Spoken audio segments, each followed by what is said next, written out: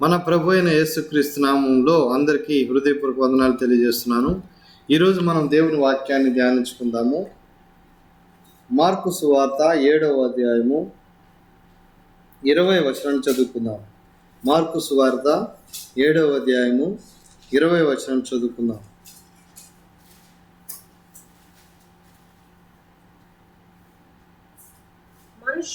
మనుష్యుని లోపల నుండి బయలు వెళ్ళినది మనుష్యుని అపవిత్రపరచును. హల్లెలూయా. ఈరోజు దేవుని వాక్యాన్ని మనం చూసినట్లయితే ఈ భూమి మీద మనుష్యుడు ఏ విధంగా అపవిత్రపరచబడుతున్నాడు. అపవిత్రపరచబడడం అంటే ఏంటంటే పరిశుద్ధత లేకుండా జీవించడం. పరిశుద్ధత అంటే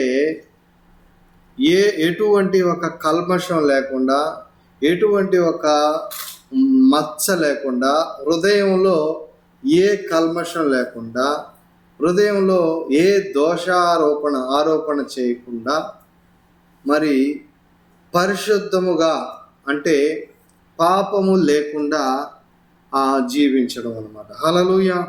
కాబట్టి పరిశుద్ధత లేకుండా మరి అపవిత్రత అంటే పవిత్రతకి ఆపోజిట్ వర్డ్ అనేది అపవిత్రత. హల్లెలూయా. అంటే పవిత్రతకు ఆపోజిట్ వర్డ్ అనేది అపవిత్రత. అంటే పవిత్రత లేకుండా జీవించడం అనేది అపవిత్రత. హల్లెలూయా. కాబట్టి ఈ అపవిత్రత వలన మనుషులు మరి ఎందుకు అపవిత్రత ఉంటే మనుషులకి ఏంటి ఒక అలాగ ఉంటే, అపవిత్రత కలిగి ఉంటే వాళ్ళు ఏమవుతారు, వాళ్ళకి ఏం జరుగుతుంది, వాళ్ళు ఎలా ఉంటారనేది మనం చూసినట్లయితే, మరి అపవిత్రత కలిగి ఉంటే ఏమవుతారంటే వాళ్ళు వృద్ధి పొందలేరు. వాళ్ళు ఏం చేయలేరు? వృద్ధి పొందలేరు అనమాట. వృద్ధి అనేది ఏమాత్రం కూడా వాళ్ళు పొందలేరు. వృద్ధి అంటే ఏంటి? వర్ధిల్లడం అంటే మరి మనలో దేవుడు ఉంచినటువంటి ఆత్మ మనలో అది వర్ధిల్లాలి అనమాట. అదేం చేయబడాలి? వర్ధిల్లాలి. అంటే దేవుని ఆత్మ మనలో ఉండి అది వర్ధిల్లాలి. అది ఎలా వర్ధిల్లాలంటే అది ఫలించాలి. అది ఎలా ఫలించాలంటే 100 60 30 ఫలించాలన్నమాట. హల్లెలూయా. కాబట్టి ఇలాగా ఫలింపకుండా ఉండడానికి అపవిత్రత అనేది కారణమవుతుంది. హల్లెలూయా. కాబట్టి సహోదరులారా, అపవిత్రత అనేది మనుష్యుల దగ్గర ఉండకూడదు. అపవిత్రత అనేది మనుషుల దగ్గర ఉండకూడదు. మరి ఇలాంటి అపవిత్రతని ఏ విధంగా మనం దూరం చేసుకోవాలి, అపవిత్రత లేకుండా మనం ఎలా జీవించాలి అని చెప్పేసి వాటికి గల కారణాలు ఏంటి, అపవిత్రత మనిషికి ఎలా కలుగుతుంది అనే విషయాలను యేసు ప్రభు ఈ లోకానికి, సర్వలోకానికి ఆయన తెలియపరుస్తున్నాడు, ఆయన ప్రకటిస్తున్నాడు. ఆ మాటలు ఏంటంటే మార్కు సువార్త 7వ అధ్యాయము 20వ వచనంలో మనం చదువుకున్నాం కదా. యేసు ప్రభు ఆయన చెప్తున్నటువంటి మాట ఏంటో తెలుసా? మనుష్యుని లోపల నుండి బయలు వెళ్ళినది మనుష్యుని అపవిత్రపరచును. అంటే మనం ఆకారంగా ఉంటున్నాము. ఈ మనిషి యొక్క లోపల నుండి ఏదైతే మరి బయటకు వస్తుందో, లోపల నుండి ఏదైతే మరి బయటికి వస్తుందో అవే మనిషిని అపవిత్రపరుస్తాయి. మనిషిని అపవిత్రపరిచేది ఏంటి? అవే మనిషిని అపవిత్రపరుస్తుంది అనే సత్యాన్ని ఈ లోకానికి దేవుడు తెలియపరుస్తున్నాడు. ఎందుకు ఆయన తెలియపరుస్తున్నాడు? మనుషులు అపవిత్రులుగా ఉండకూడదు. మనుషులు ఎలా ఉండకూడదు? అపవిత్రులుగా ఉండకూడదు. అపవిత్రత అంటే ఏంటో తెలుసుకోవాలి, పవిత్రత అంటే ఏంటో తెలుసుకోవాలి. ఇవన్నీ మంచి చెడు, లేకపోతే సత్యము అసత్యము, మరి ఇలాంటి భేదాలన్నీ కూడా తెలుసుకోకపోతే మనం ఎలాగా వాటిని గుర్తుపట్టగలుగుతాము, ఎలాగ వాటిలో మనం మరి మేలైన దానిలో ఎలాగ మనం నడుచుకోగలుగుతాము. కాబట్టి మనకి ఈ యొక్క విషయాలన్నీ మనం గ్రహించి వివేచించి దాని ప్రకారంగా నడుచుకునేటువంటి జ్ఞానము మనకి ఉండాలి. హల్లెలూయా, ఎవ్రీవన్ సే ప్రైజ్ గాడ్, హల్లెలూయా, స్తోత్రం. కాబట్టి ఈరోజు దేవుడు మనతో మాట్లాడుతున్నటువంటి మాట ఏంటంటే, ఆయన మనలను పవిత్రులుగా ఉండాలని కోరుకుంటున్నాడు. హల్లెలూయా. అంతేగాని అపవిత్రులుగా మీరు ఉండకూడదు. అపవిత్రత అనేది మీకు కలగకుండా మీరు జాగ్రత్తగా మీరు చూసుకోవాలి. అపవిత్రత కలగకుండా మీరు జాగ్రత్తగా మీరు చూసుకోవాలి. హల్లెలూయా. మరి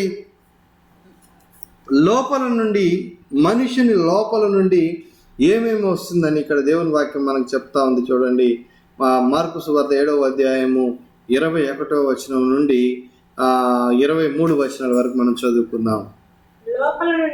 లోపల నుండి అనగా మనుషుల హృదయములో నుండి దురాలోచనలను, జారత్వములను, దొంగతనములను, నరహత్యలను, వ్యభిచారములను, లోభములను, చెడుతనములను, కృత్రిమమును, కామ వికారమును, మత్సరమును, దేవ దూషణయు, అహంభావమును, అవివేకమును వచ్చును.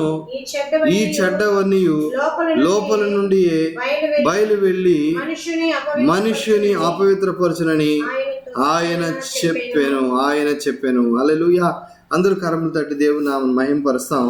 ఇంతగా అపవిత్రత గురించి ఎక్కడ రాయబడి ఉంది చెప్పండి? ఇంతగా అపవిత్రత అనేది ఒక మనిషికి ఎలా కలుగుతుందని ఇంత స్పష్టంగా దేవుడు ఈరోజు మనకు ఎందుకు తెలియపరుస్తున్నాడు తెలుసా? వాటి నుండి మనం తప్పించబడాలని దేవుడు దాన్ని మనకు తెలియపరుస్తున్నాడు. హల్లెలూయా.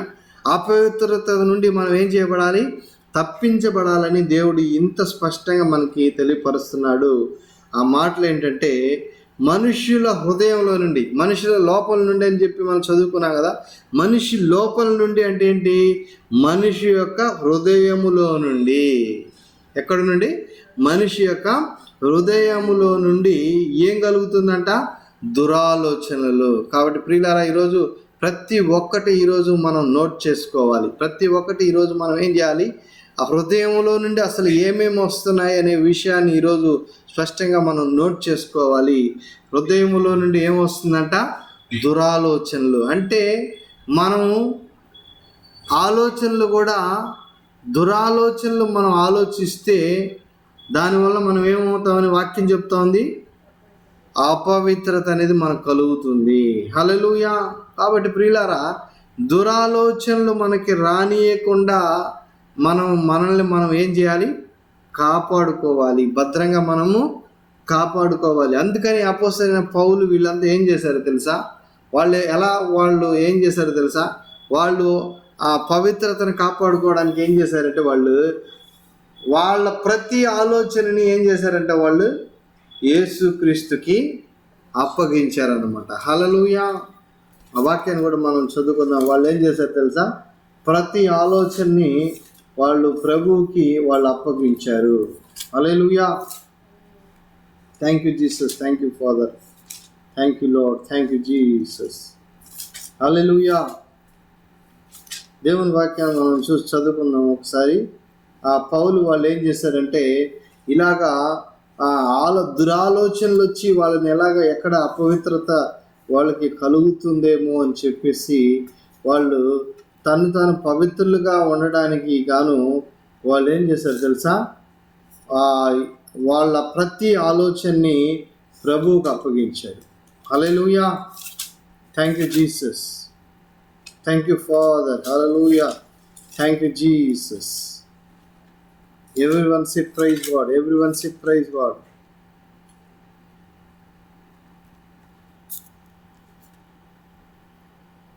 Thank you Jesus. Hallelujah. Thank you Father.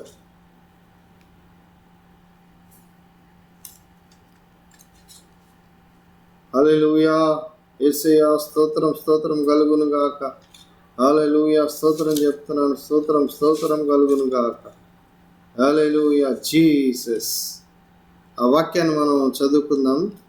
ఆ వాక్యాన్ని మనం తీసుకొని ఆ వాక్యాన్ని మనం చూసినట్లయితే నిశ్చయంగా మనకి 2వ కొరింథీయులకు రాసిన పత్రిక, హల్లెలూయా, థ్యాంక్ యూ జీసస్,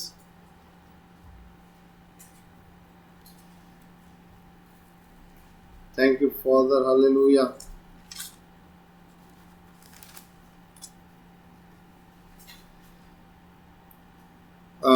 2వ కొరింథీయులకు రాసిన పత్రిక 10వ అధ్యాయము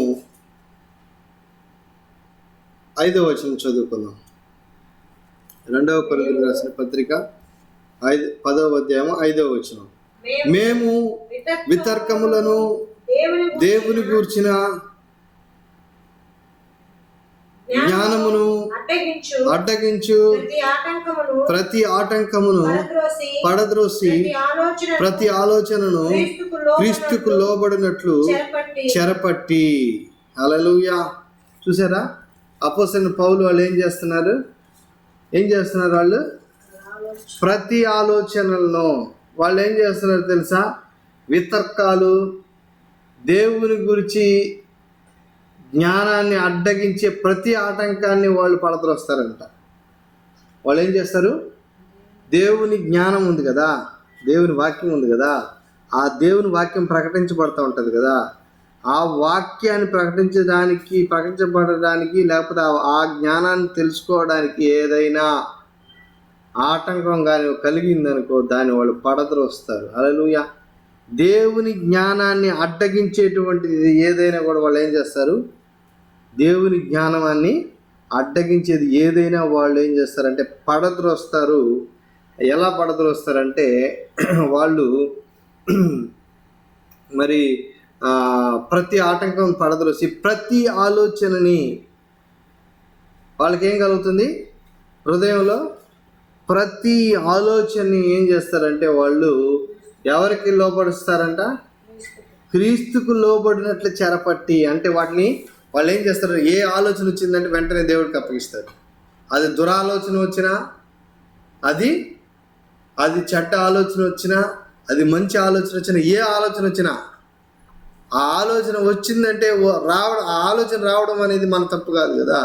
కానీ వాళ్ళు ఏం చేస్తారు? ఆ ఆలోచన వచ్చినప్పుడు దాన్ని కొనసాగిస్తే అది మన తప్పు అవుతుంది.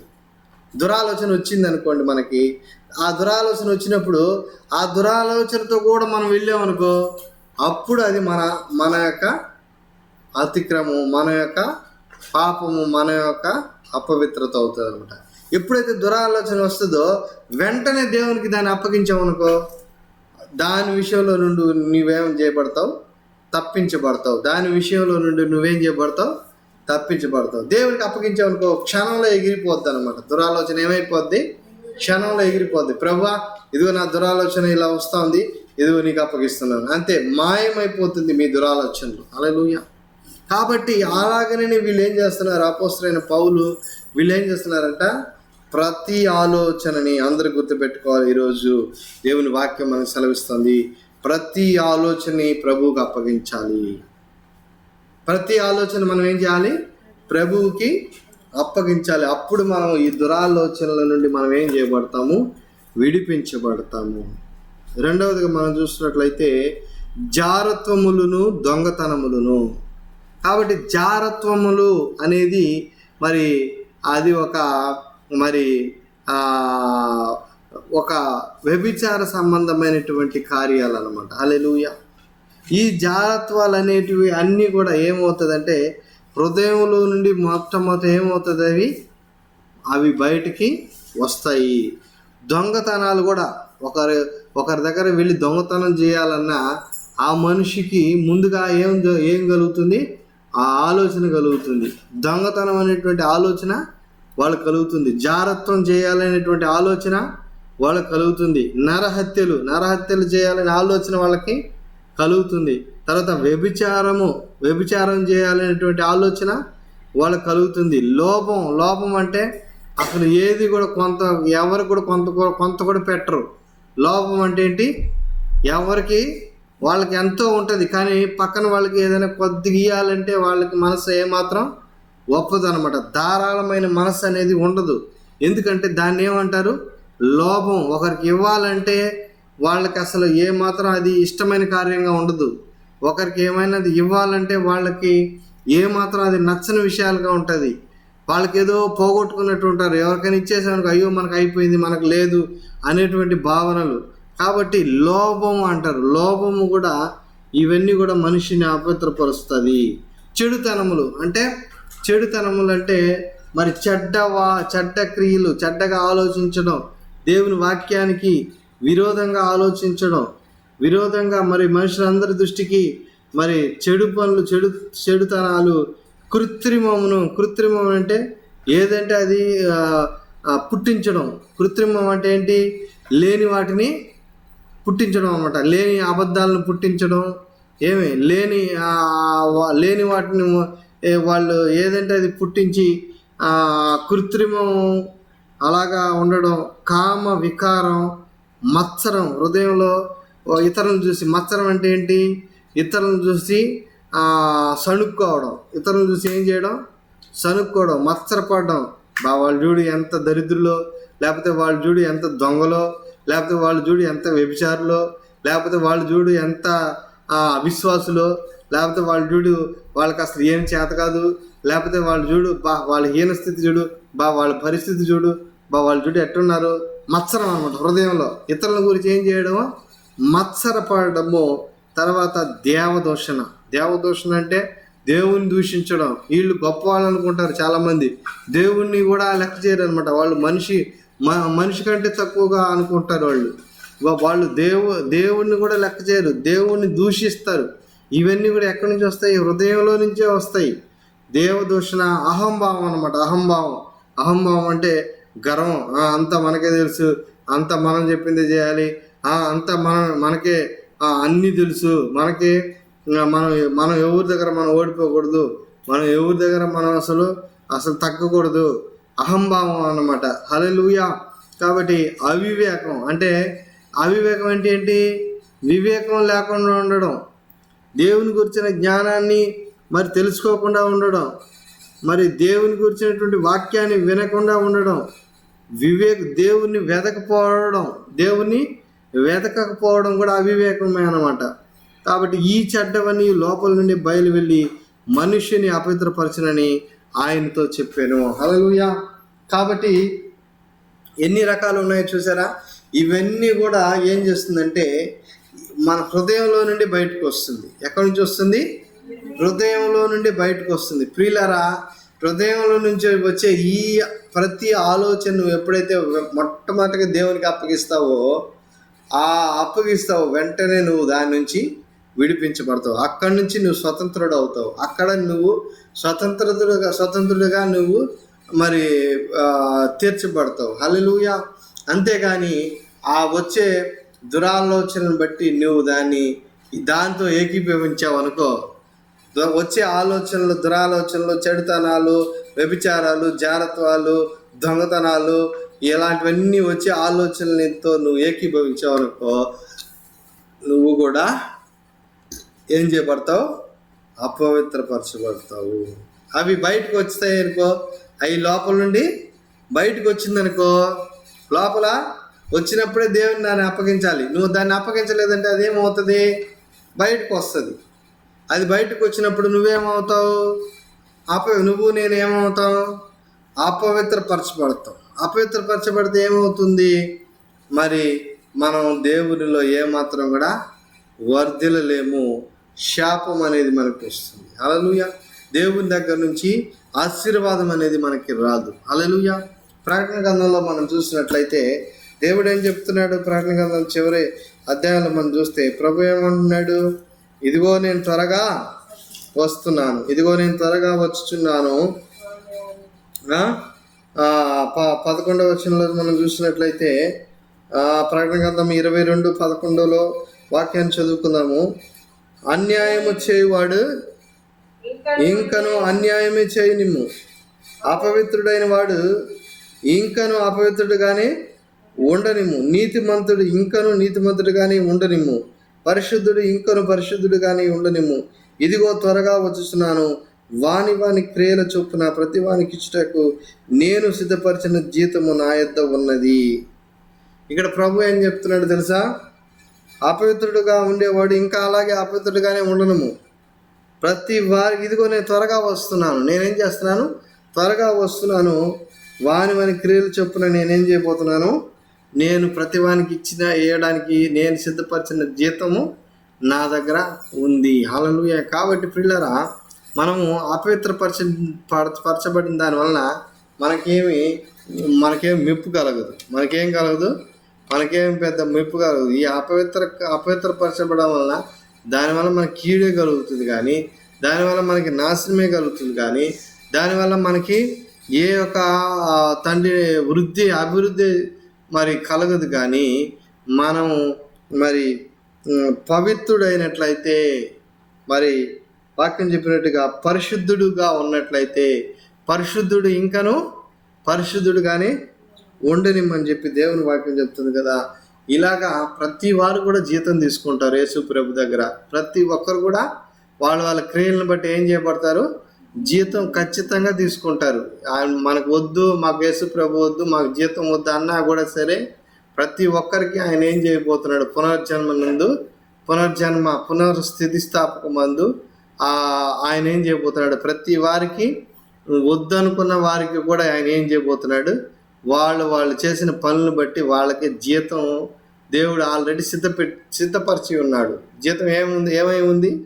సిద్ధపరచబడి ఉంది. జీతం అంటే ఎప్పుడైతే రెడీగా ఉందంటే, జీతం ఎలా ఉంది?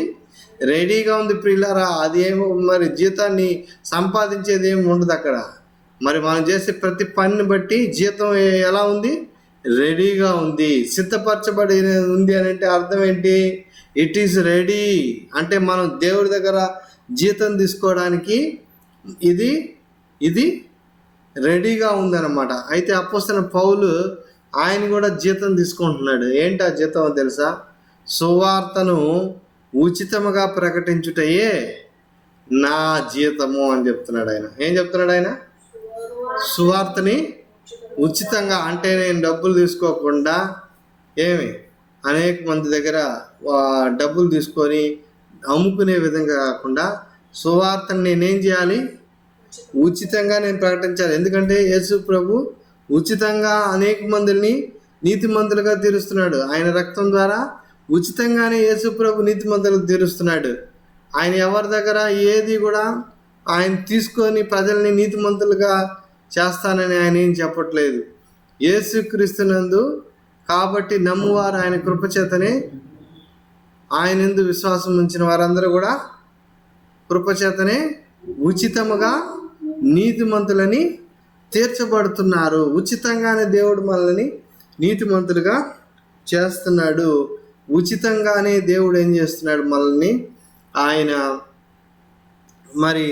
ఆయన మనల్ని నడిపిస్తున్నాడు. హల్లెలూయా. దేవునికి స్తోత్రం కలుగును గాక. కాబట్టి ఉచితంగా మనం దేవుని దగ్గర నుంచి మనం సమస్తాన్ని మనం పొందుకుంటా ఉన్నాము. మరి దేవుని దగ్గర నుంచి మనం ఉచితంగా ఆ విధంగా మనం పొందుకున్నాం. కాబట్టి మరి మనం కూడా ఏం చేయాలి? ఉచితంగా మనం ఇవ్వాలి. హల్లెలూయా. అందుకే అపోస్తలుడైన పౌలు ఏం చెప్తున్నాడు? సువార్తను ఉచితంగా ప్రకటించుటయే నా జీతము. హల్లెలూయా. ఆయన జీతం అంటే యేసు ప్రభు దగ్గర నువ్వు జీతం తీసుకోవాలి. మంచి పని చేసిన జీతం ఉంది, చెడ్డ పని చేసిన జీతం ఉందన్నమాట. కాబట్టి ఏ పని చేస్తావు అనేది నీ చేతిలో ఉంది. కాబట్టి ఈరోజు హృదయంలో బయటకు వచ్చే వాటిని నువ్వు ప్రభు అయిన యేసుక్రీస్తుకి నువ్వు అప్పగించావంటే నువ్వు మంచి జీతాన్ని తీసుకుంటావు. లేదు నువ్వు వాటితో ఏకీభవించావనుకో, నువ్వేం చేసుకుంటావు? చెడ్డ జీతాన్ని తీసుకోవాల్సి వస్తుంది. హల్లెలూయా. కాబట్టి ఈరోజు దేవుడు మంచి జీతాన్ని, చెడ్డ జీవితాన్ని రెండు నీ ఎదుట పెడుతున్నాడు. నువ్వు ఏది కావాలో అనేది నువ్వే నిర్ణయించుకోవాలి. నీకు చాలా సులువైన మార్గాన్ని దేవుడు చెప్తున్నాడు. నీకు దురాలోచనలు, ఇలాంటివన్నీ, చెడుతనములు అన్నీ నీ హృదయంలో నుండి బయటకు వస్తున్నాయా? మరి నువ్వేం చేయాలి? వాటన్నిటిని నాకు అప్పగించుము. ఎప్పుడైతే నువ్వు వాటన్నిటినీ దేవునికి నువ్వు అప్పగిస్తావో నువ్వు తప్పించబడతావు. దేవుడు నిన్ను బలపరుస్తాడు. హల్లెలూయా. దేవుడు నిన్ను ఆయన ఏం చేస్తాడు? ఆయన బలపరుస్తాడు. కాబట్టి మరి సువార్తని మరి ఉచితంగా ప్రకటించే విధంగా మనం కూడా దేవుడి దగ్గర మంచి జీతం తీసుకోవాలంటే మనం కూడా సువార్త ప్రకటించాలి. దేవుని దగ్గర ఈ రాత్రి దేవుని దగ్గర మంచి జీతం తీసుకోవాలని ఎంతమందికి ఆశ ఉంది?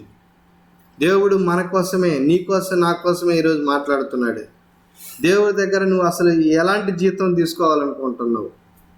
దేవుని దగ్గర నువ్వు నేను ఎలాంటి జీతం? ప్రతి ఒక్కరికి ఆయన దగ్గర జీతం రెడీగా ఉంది. అది మాత్రం ఎవరు కూడా మార్చలేరు. ప్రతి ఒక్కరికి జీతం అనేది రెడీగా ఉంది. మనం చేసిన పనులను బట్టి జీతం వేయడానికి దేవుడు ఎలా ఉన్నాడు? రెడీగా ఉన్నాడు. అది ఇప్పుడే రెడీగా ఉన్నాడు ఆయన. కాబట్టి ఇప్పుడు చెప్పండి, మనం ఏ పనులు చేసి ఎలాంటి జీతాన్ని తీసుకుందాం? మంచి పనులు చేసి మంచి జీతాన్ని తీసుకుందామా? చెడు పనులు చేసి చెడు జీతాన్ని తీసుకుందామా? ఏ జీతాన్ని మనం ఈరోజు తీసుకోవాలి? ఇక్కడ చూడండి, మరి మా పరిశుద్ధుడైన వాడు ఇంకనూ పరిశుద్ధుడిగా ఉన్నాడు. కాబట్టి ఈరోజు దేవుని వాక్యం మనం చూసినట్లయితే, మరి అపవిత్రుడిగా ఉండి మనం ఎందుకు అపవిత్రమైన జీతం తీసుకోవాలి? ఎందుకు తీసుకోవాలి? మనం అపవిత్రుడిగా అసలు ఎందుకు అవ్వాలి? ఎందుకు అపవిత్రమైన జీతం తీసుకోవాలి? కాబట్టి ప్రియులారా, మనము పరిశుద్ధముడుగా ఉండి పరిశుద్ధుడికి తగిన రీతిగా మనం జీతం తీసుకోవాలి. కాబట్టి ప్రియులారా, ఈరోజు ప్రభు దగ్గర మీకు మంచి జీతం కావాలంటే, ఆయన దగ్గర మీరు మంచి మేలు పొందుకోవాలంటే మీరు సువార్త ప్రకటించాలి. మీరేం చేయాలి? దేవుని వాక్యాన్ని ప్రకటించాలి. దేవుని వాక్యాన్ని మీరు మరి ఉచితంగా మీరు ప్రకటించాలి. దేవుని వాక్యాన్ని మీరు ప్రకటించాలి. ప్రార్థన చేసుకోవాలి, బైబిల్ ధ్యానించాలి, వాక్యాన్ని పరిశోధించాలి. వాక్యంలో ఎక్కడ ఏం దొరుకుతుంది, ఎక్కడ ఏ వాక్యం ఉంది, ఎలా ఉంది, దేవుడి అంతా ఎలా మాట్లాడుతున్నాడు అని చెప్పేసి వాక్యాన్ని పరిశోధించాలి. వాక్యాన్ని గ్రహిస్తూ మనం చదవాలి. వాక్యాన్ని ఏం చేయాలా? గ్రహించాలి. వాక్యాన్ని చదివేసి వదిలేస్తే సరిపోదు. వాక్యాన్ని ఎలా ఉందో ఆ తెలుగులో ఎలా ఉంది ఆ పదాలు చదివేసి వదిలేస్తే సరిపోదు. ఆ చదివిన వాక్యాన్ని ఏం చేయాలి? గ్రహించాలి. ఆ గ్రహించేటువంటి ఆ మనసు రావాలి. హల్లెలూయా. కాబట్టి సహోదరులారా, ఈ విధంగా మనిషినివి లోపల నుండి బయలు వెళ్ళేటివే మనిషిని అపవిత్రపరుస్తుంది. మరి ఇక దేని వల్ల కూడా మనుషుడు అపవిత్రపరచబడ్డాడు. హల్లెలూయా. అసలు ప్రభు ఈ మాట చెప్పడానికి అసలు కారణం ఏంటో తెలుసా? ప్రభు తన శిష్యులకి ఈ మాట చెప్పడానికి కారణం ఏంటో తెలుసా? శాస్త్రులు పరిశీలు వచ్చి యేసు ప్రభు దగ్గరికి వచ్చి, అయ్యా, మీ శిష్యులు చేతులు కడుక్కోకుండా ఏం చేస్తున్నారు? భోంచేస్తున్నారు. ఎంత పెద్ద నేరం మోపారు. యేసు ప్రభు దగ్గరికి వచ్చి ఏం చేస్తున్నారు? కొంతమందికి ఇదే లక్షణాలు, శాస్త్రులు పరిశీల లక్షణాలు. పక్కన వాళ్ళు తప్పుల్ని ఏం చేస్తుంటారు? వచ్చి చెప్తా ఉంటారు. ఓ పక్క ఆయన్ని నిందిస్తారు. నీ శిష్యులు అంటే యేసు ప్రభు ఆయనతో కూడా నీ శిష్యులు కదా, ఆయనకే వచ్చి చెప్తున్నారు, నీ శిష్యులు చూడయ్యా ఎంత పని చేస్తున్నారో, చేతులు కడుక్కోకుండా అన్నం తినేస్తున్నారు. ఆ రోజుల్లో చాలా వాళ్ళు నిష్టగా ఉండేవాళ్ళు ఈ శాస్త్రులు పరిశీలు. వాళ్ళు ఏం చేసేవాళ్ళు? చేతులు కడుక్కోకుండా భోజనం చేయరు. తర్వాత కాళ్ళు కడుక్కోకుండా వాళ్ళు ఇంట్లోపలికి రారు. తర్వాత వాళ్ళు చాలా పాత్రలు ఉంటాయి కదా, కొన్ని పాత్రలు ఎన్ని శుద్ధి చేసుకుంటూ ఉంటారు. వాళ్ళు 24 గంటలు ఆ పాత్రలను ఏం చేస్తుంటారు? వాళ్ళు శుద్ధి చేసుకుంటూ ఉంటారు. వాటికి ఏం అపవిత్రత కలగకూడదు. అపవిత్రత ఏది కలగకూడదు అంట. పాత్రలకు కలగకూడదు, గుడ్డలకు తగలకూడదు, గుడ్డలకు అపవిత్రత అవ్వకూడదు. దేనికి అపవిత్రత అనేది వాళ్ళకి కలగనే కూడదు అనమాట. అలాగ వాళ్ళు ఏం చేస్తూ ఉంటారు తెలుసా? వాళ్ళు శుద్ధి చేసుకుంటూ ఉంటారనమాట. ఆ విధంగా వాళ్ళు శుద్ధి చేసుకోవడం దాని మీద దృష్టి పెట్టి దేవుని ఆజ్ఞల్ని మర్చిపోతున్నారని యేసు ప్రభు వాళ్ళని గద్దించాడు. మీరు చేతులు కడుక్కోకుండా భోజనం చేయడము, ఇలాంటివన్నీ మీరు ఆలోచించుకుంటూ దేవుని ఆజ్ఞను పాటించడం మీరు ఏం చేస్తున్నారు? మీరు వదిలేస్తున్నారని చెప్పేసి మత్తయి సువార్తలో 7వ అధ్యాయంలో వీటన్నిటి గురించి దేవుడు వాళ్ళని గద్దిస్తున్నాడు. హల్లెలూయా. వీటన్నిటి గురించి దేవుడు వాళ్ళని గద్దిస్తున్నాడు. 8వ వచనంలో చదువుకుంటే మార్కు సువార్త 8వ వచనంలో, మార్కు సువార్త 7వ అధ్యాయము 8వ వచనం, మీరు దేవుని ఆజ్ఞను విడిచిపెట్టి మనుషుల పారంపర్యాచారమును గైకొనుచున్నారు. వీడేం చేస్తున్నారంట? దేవుని ఆజ్ఞని దాన్ని వదిలేస్తున్నారు. దేవుని ఆజ్ఞను వదిలేసేసి ఏం చేస్తున్నారు? మనుషుల పారంపర్యాచారాన్ని దాన్ని గైకుంటున్నారు. మనుషుల పారంపర్యాచారం ఏంటి? మనుషుల దగ్గర నేర్చుకున్నటువంటి పనులు, విధులు. మనుషులు ఏమి నేర్పించారు వాళ్ళకి? చేతులు కడుక్కోకుండా భోజనం చేయకూడదు, అలా చేస్తే అపవిత్రత మీకు కలుగుతుంది. కాళ్ళు కడుక్కోకుండా ఏం చేయకూడదు? హల్లెలూయా. సంత నుంచి వచ్చినప్పుడు నీళ్లు చల్లుకుంటేనే కానీ భోజనం చేయరు. చూసారా? సంత నుంచి వచ్చారనుకోండి, వాళ్ళు వస్తే ఏం చేయాలంట? నీళ్లు తీసుకొని చల్లుకోవాలంట, లేకపోతే వాళ్ళు భోజనం చేయరంట. ఎందుకంటే వాళ్ళు అపవిత్రం అయిపోతారంట. హల్లెలూయా. కాబట్టి సోదరులారా, మరి తర్వాత గిన్నెలను, కుండలను, ఇత్తడి పాత్రలని అన్నిటిని నీళ్ళలో కడుగుతూ ఉంటారు వీళ్ళు. ఇలాంటి అనేక ఆచారాలు వీళ్ళు ఏం చేస్తున్నారు? మనుషుల పారంపర్యాచారాన్ని వీళ్ళు చేసుకుంటూ దేవుని ఆజ్ఞను ఏం చేయట్లేదు, వాళ్ళు గైకొనట్లేదు. హల్లెలూయా. కాబట్టి సోదరులరా, ఇదంతా ప్రభువు చెప్పడానికి కారణం ఏంటో తెలుసా? ఈ శాస్త్రుల పరిస్థితులు ఏం చేశారు? మీ శిష్యులు చేతులు కడుక్కుంటున్నా భోజనం చేస్తున్నారు. అందుకే వాళ్ళకి చెప్పాడు, అయ్యలారా, మరి చేతులు కడుక్కోకుండా భోజనం చేయడం వలన మనుషులు ఏమాత్రము అపవిత్రపరచబడడు.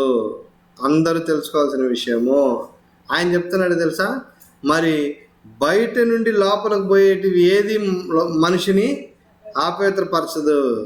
బయట నుండి మనిషి లోపలికి పోయేటి ఏంటి? తినే ఆహారము ఏదైనా కూడా అవి పోయి కడుపులో పోయేసి అవి నేరుగా కడుపులో పోయి బయట విసర్జించబడుతుంది, కానీ హృదయంలోకి అది పోదు. మనం తినే ఆహారం హృదయంలో పోతుందా? మనం తినే ఆహారం ఆలోచనలో పోతుందా? తలంపులో పోయి కూర్చుంటుందా? లేదు ప్రియులరా. అది బయట నుండి లోపలికి పోయేటివి అవి ఏవి కూడా హృదయంలోకి పోవు, కానీ అవి ఏం చేయబడుతుంది? కడుపు తింది అవి మరి బయటికి అలాగే వచ్చేస్తుంది, విసర్జించబడుతుంది. కానీ మరి లోపల హృదయంలో నుండి ఏదైతే బయటకు వస్తుందో దానివల్లనే మనుషుడు అపవిత్రపరచబడతాడు. తెలుసుకోండి సత్యాన్ని. యేసు ప్రభు ప్రకటిస్తున్నటువంటి ఆ సత్యాన్ని తెలుసుకోండి అని చెప్పేసి ఈరోజు రాత్రి దేవుడు మనకి స్పష్టంగా ఈ మాటను తెలియపరుస్తున్నాడు. హల్లెలూయా. కాబట్టి దేవుడి వాక్యాన్ని దీవించి ఆశీర్వదించి 100 60 30 మనలో ఫలింపజేసి నడిపించునుగాక. ప్రార్థన చేసుకుందాం. సర్వోన్నతమైన తండ్రి, మహోన్నతుడైన దేవ, కృపగల తండ్రి, దయగల తండ్రి, ఈ దినమున నీవిచ్చిన వాక్యాన్ని బట్టి స్తుతిస్తున్నాం. స్తుతి నీకు కలుగును గాక, మహిమ నీకు కలుగును గాక, ఘనత నీకు కలుగును గాక తండ్రి. గొప్ప కార్యములు నీ నామానికి మహిమ కలుగును గాక తండ్రి. మరి ఈ దినమున ప్రభువా, నీవిచ్చిన వాక్యాన్ని బట్టి స్తోత్రాలు.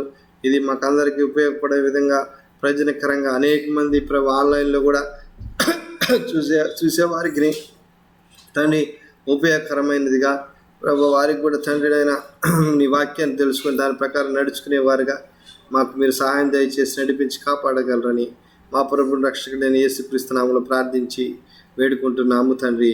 ఆమేన్. ప్రభు మనల్ని దీవించి ఆశీర్వదించి కాపాడును గాక. హల్లెలూయా.